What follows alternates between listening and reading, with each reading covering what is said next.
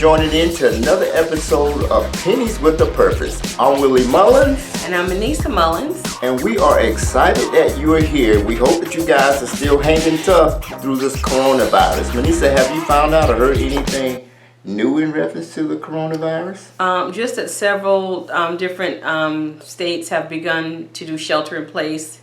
So, of course, by now that you are asked to not leave the house unless you're going to work, you're going to take care of a family member, or to the grocery store. Mm-hmm. And so those of us who have been out, that going to the stores there is a different look when you go. They have different things to tell you. Like I saw the other day in Lowe's, they have blue buckets that are 6 feet apart to show you where to stand. In Target, they have red dots. And then in Walmart, they have little blue signs on the floor that tell you 6 feet apart. So, if you've been out, you know to wash your hands with soap and water. Sanitizer is not just enough. Hot soap and water. Wash your clothes. Keep your hands away from your face, specifically your eyes, your mouth, and your nose. So I'm sure you all know that by now and are practicing that. So I was listening to a podcast this morning, and it said that even with the number of people who do have the coronavirus, most of us will not get the coronavirus. So just a way to put it in perspective, that the numbers of the people who will not get the coronavirus is a lot larger number than the people who do have coronavirus.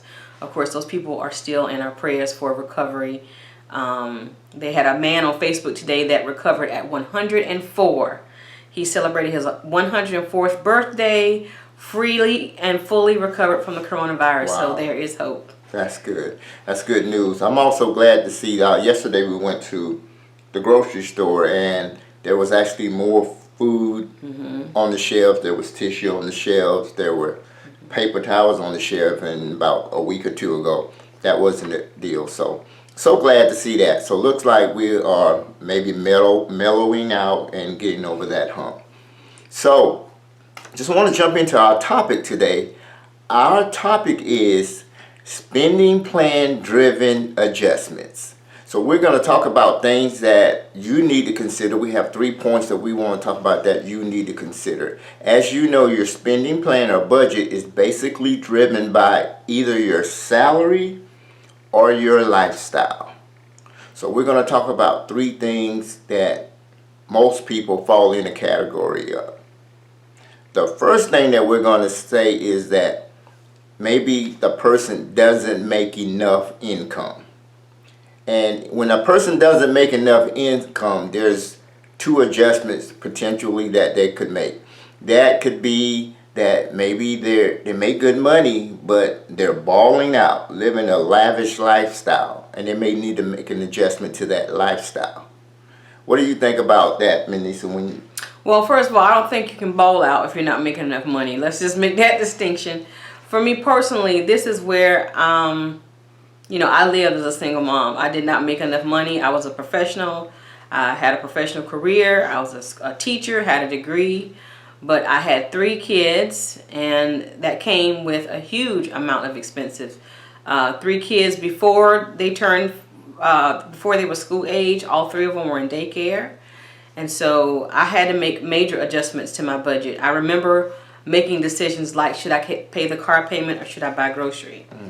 And so literally, I would ride on a hope and a prayer that, I could make my car payments for 3 months in a row. So hopefully when they finally do catch up with me, they'll give me some kind of grace period. And that's just how I lived. Do I need to feed my kids or do I need to drive this car? And so I chose to, feed my kids. And that may be an extreme example, but when you don't have enough money, that's the whole point. You're making decisions like that because you don't have money that can cover everything within your budget. So something is going to go without you giving the attention to it. So if you're in that situation, it was a huge wake-up call for me that something needed to be done, because if I continue to live like that, it was not going to be very healthy for me and my children, because it's a huge amount of stress trying to find money every day.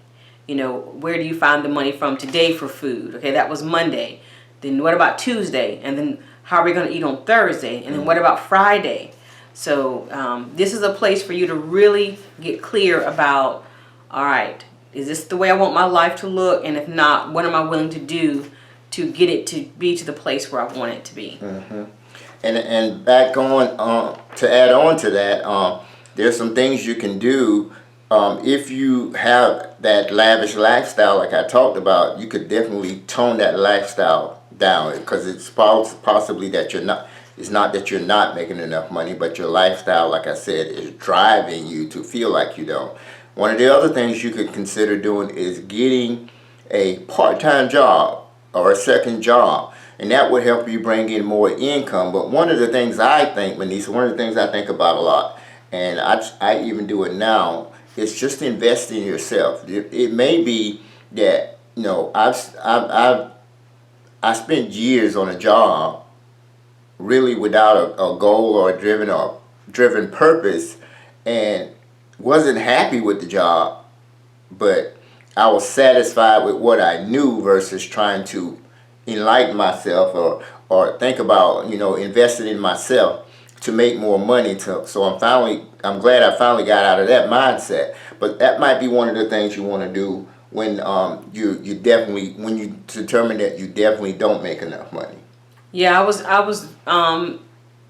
when I was a single mom, that was probably the most powerful part of my life, because it's when I developed the strongest relationship I've ever had with God, because I literally had nothing else. And talking about investing in yourself, it was truly just a divine intervention from God, that during that time my principal came to me and said, hey, I think you would be a good candidate for going back to graduate school and getting a master's degree. And I actually told her no, because I didn't have anyone to keep my children. And then right around that time, I met my best friend, Teresa Franklin, who kept my kids for me the entire 2 years while I went to grad school. And so by going to grad school and get a master's in elementary administration and supervision, I was able to get a job as an assistant principal once I completed that program, and of course significantly increased my income. So that opportunity came to me, but just hear me out. It didn't come to me because I was some amazing, spectacular person. It came to me because even with the little bit of resources that I had, I didn't let it change who I was as a person when I showed up in my classroom every day as a teacher. Because I had less money, I didn't become less of a person. And my principal saw that, and then that's how the opportunity became available. So that's an important lesson to learn, that don't let your money be a dictation of who you are as a person. You're not less of a person because you have a bank account that may have less money than what you want. All right, that's awesome. And it's the other good thing I love that you brought about that. Because if there's an opportunity there, trust God, and He'll make a way, even when you don't see a way. So that's really good, you know, and I'm a witness to that as well. The number 2 subject that I want to talk about is when you typically make just enough. Now, this is an area where I lingered at for a long time, because I could just do all the things that I wanted to do. I had all the fun that I wanted to have. I could take trips, you know, celebrate, just go out on the weekend and do cookouts with friends. So I was in that lukewarm stage where I was making just enough to live the lifestyle that I was used to. But one thing that came out of that through those 2 bankruptcies that I told you guys I personally had, was that I had to find purpose and a goal. And it's like, what, you know, I'm making money, I'm paying bills, I'm enjoying life, but what am I truly getting out of life? And am I thinking about my future? And am I going where I need to go? And like I said, I had the first question I had to back up and say to myself was, where do I want to go? You know, so I was making enough just to do what I wanted to do. Have you know, or can you speak to any experience of making just enough? No, my entire life has been in a deficit until I got married to Willie. And even though some of you may know my story, this is my fourth marriage, and this is nothing to say negative against my ex-husbands, it's just the truth. But I always say to Willie that you may be my fourth marriage, but you're the only husband that I ever had. Because in my marriages, I was still struggling, and I was still trying to make ends meet. There was one particular marriage where, he worked according to how he felt that day. If he felt like working 2 weeks, he'd work 2 weeks, and then he'd stay at home for maybe 2 months. And then, but yeah, so even in my marriages, I was still in the not enough land. Mm-hmm. And it was only when I met Willie that I started living in the, thank God, we have an abundance and an overflow. Yes, so. yes. So since Manisa didn't have that experience, and thank you, sweetheart. You're welcome. But since Manisa didn't have that experience, one of the things, even in that mode, because you just make enough, it's not necessarily a bad thing. Because you may have achieved all you wanted to achieve, and you may just be happy where you're at. You may have your retirement set aside. You may have everything all laid out, and making enough is all you need to do. You feel fulfilled in life, and that's a great feeling. So number 3, and the last one that we're going to talk to you about today is you make more than you need. You have an excess of money. Mm-hmm. You have an excess of money. That's where we do make more than we need. Right, meaning that when you look at your expenses and what that amount is, that you have, let's say your expenses are $2,500 a month. Right. But say you make $5,000, so you make double than that. So you have an excess of $2,500 at the end of the month. That is not a pass to say, okay, I've covered all my bills, everything is paid for, so now this is blow money. I'm just going to do whatever I want to do, live however I want to live, because my household has been taken care of. That is not the mindset to have. Right. And one of the things I want to speak about on this, Manisa, is that you make more than you need, and a lot of us, I think, do. But what we do is get caught up in payments. We get caught up in debt, and it takes up all of the money that we have coming in, because we have student loan payments, we have credit card payments, we have just so many things that we need to pay till, it seems like we don't make enough.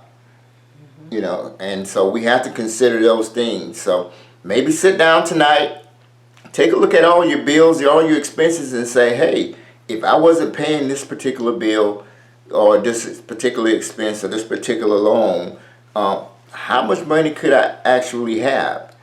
I was even writing yesterday, and I was thinking about really, I can't, other than those who are unemployed, but those of us who are still getting a paycheck every month, and hear me, because I don't want it to sound offensive. But there really should not be any excuse during this time why you can't save money. Why? You're not driving as much, and you're not going out to eat as much. Right. Or sometimes not going out to eat at all. So that right there should be some money that can go towards savings. But again, if you're not thinking that way, if you're just thinking that, okay, this is more money for me to do Amazon Prime, then that's where your money's going to go. So I was just thinking about that. I have a Manisa budget that is set aside for me every month, and I normally go and get my toes done every month. And of course, I haven't been able to go and do that, and I will save you all and not show you my toes so you won't fall out. But that alone, multiply that times, the 2 months that we've been in quarantine, and that's a savings right there. Right, Manisa. And there's a lot of things like celebrations that people had planned, trips, things like that, where now they can move that money. You can move that money if you were not borrowing that money to do. Another thing I thought about on this topic, Manisa, is that if you do make more than you need coming in, have you considered your future? Have you considered, your retirement? And do you have money going toward retirement? and especially for younger people, people our age as well, couples, single people. Have you do you have a plan laid out for your retirement, for your future? Because as you know, if you think about it, retirement is just a number. How much do you want coming in every month versus how much you have saved? So that's so true. There's a guy on Facebook, I hope I get his name right. I think his name is Chris Virgin, and he is teaching a class on how he retired in his 30s. Right. So it's possible. Yeah, it's just a number. So it's a number, and how much you're willing to sacrifice, you know, having fun now versus putting it aside so that you can, you know, live life later. If you got $1 million and you want to live off $100,000 a year, that's 10% of $1 million. So if you're getting 10% return on your money, you get that million, and just draw that 100,000 every year and let it grow back, and you're good to go. But that's a whole nother topic, Manisa. Yeah. Right now, I just want to take the time, guys, and wish you all well and tell you to hang in there throughout this coronavirus. And as always, I want to thank you for joining in and listening to us and being a part of the PWP family. If you would like to email us, if you have any topics that you would like for us to talk about, or if you would like assistance with budgeting and setting up a budget, you can email us at pennieswithapurpose@gmail.com, or you can check us out on the website and set a consultation. We are doing video consultations because we can't get out, so we're definitely open to that, and we are here all day. So, you know, anytime you want to, just go to the website, which is www.pennieswithapurpose.com. And for social media, Manisa?